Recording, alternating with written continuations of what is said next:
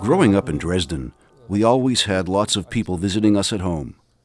When I was about 10, my father thought it would be a good idea for me to guide visitors around the city.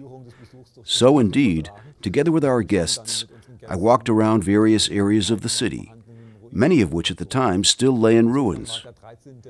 February 13, 1945, was the day Dresden was largely destroyed by Allied bombing. Even as a child, this date meant something horrible to me. Going way back to early childhood, the anniversary of Dresden's destruction had always been a defining point for me, and it caused me to focus on a number of different things. But my childhood connection to this day didn't in itself lead me to this idea of a composition for an orchestra of bells. It was rather the combination of my emotions connected to this date, along with my Easter childhood experience on the hill, that initial awakening of my senses to space, sound, and landscape, that led to this idea of writing a composition for an orchestra of bells. And the idea eventually came to fruition in conjunction with the 50th anniversary of the Dresden bombing. Bis hin zu der Möglichkeit, ein Konzert für Glocken zu diesem Datum zu schreiben. Some people went to the top of the highest hills in and around Dresden. Others climbed out onto their roofs. By doing so, they were better able to understand the wholeness of the composition. And too, it helped that the piece possessed various compositional layers. The intention was for all these aspects to work really well together, each layer complementing the other.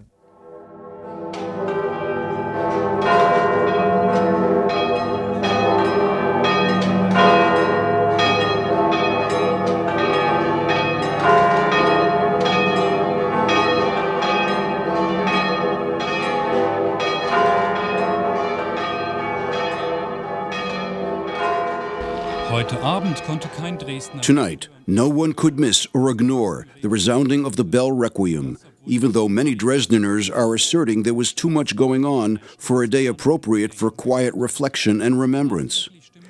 The entire city became a resonator of sound. Throughout the town, the ringing bells came in waves, a requiem in remembrance of 50 years ago today, the 13th of February. 47 churches and 129 bells created this experimental music experience. The composer and Dresden native, Johannes Wallmann, composed the bell Requiem, reminding all that many people are still dying from cannons and bombs. For Wallmann, bells are imbued with a very special symbolism. In the past, bells were commonly recast, and then the metal was reused to make cannons and bombs. But the moment they ring, at that moment, they have not been recast. So this is an important metaphor and should remind us this should never happen again, that bells and metal in general should never be used again in this way. There was no technical rehearsal for this work.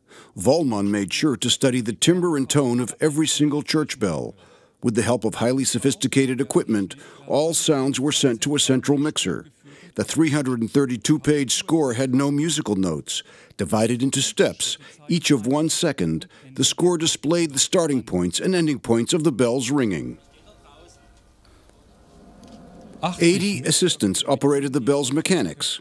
Cues were coordinated through satellite radio clocks.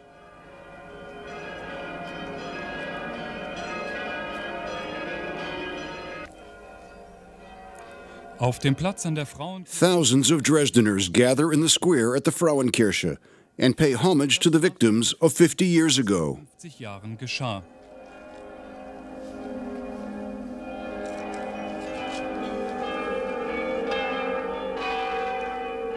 Music is set free from closed halls.